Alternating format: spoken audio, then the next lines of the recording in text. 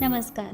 આજે ઇન્ડિયામાં heart એટેકના case એટલા રેપિડલી વધી રહ્યા છે કે ઘણા લોકો પરફેક્ટલી નોર્મલ દેખાતા હોય પણ સડનલી કોલેપ્સ થઈ જાય છે.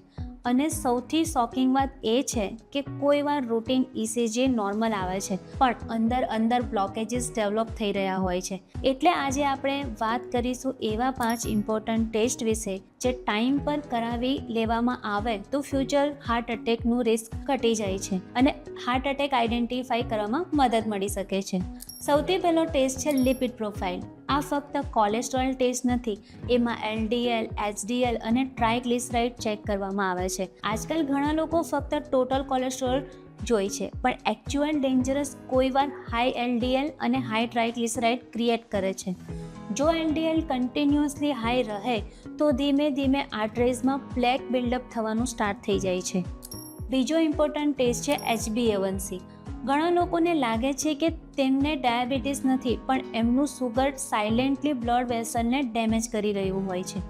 HbA1c લાસ્ટ 3 મંથનું એવરેજ સુગર લેવલ બતાવે છે. હાઈ સુગર ડાયરેક્ટલી આર્ટરીઝને ઇન્ફ્લામ્ડ અને સ્ટીફ બનાવી શકે છે, જેથી બ્લોકેજીસનું રિસ્ક વધે છે.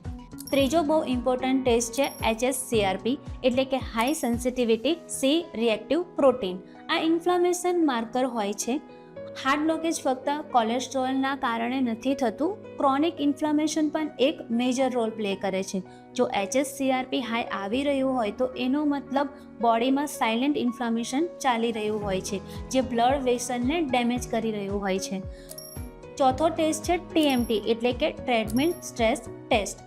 ઘણા લોકો રેસ્ટમાં બિલકુલ નોર્મલ ફીલ કરે છે પણ જેમ બોડી પર સ્ટ્રેસ કે એક્સરસાઇઝ લોડ આવે ત્યારે હિડન સર્ક્યુલેશન પ્રોબ્લેમ ઊભા થાય છે. એટલે TMTને હાર્ટની બ્લડ સપ્લાયને સ્ટ્રેસ કન્ડિશનમાં ઇવેલ્યુએટ કરવા માટે યુઝફુલ માનવામાં આવે છે. અને પાંચમો ટેસ્ટ છે ABI એટલે કે એન્કલ બ્રેકિયલ ઇન્ડેક્સ. આ એક સિમ્પલ સર્ક્યુલેશન ટેસ્ટ હોય છે જેમાં આર્મ અને એન્કલનું બ્લડ પ્રેશર કમ્પેર કરવામાં આવે છે.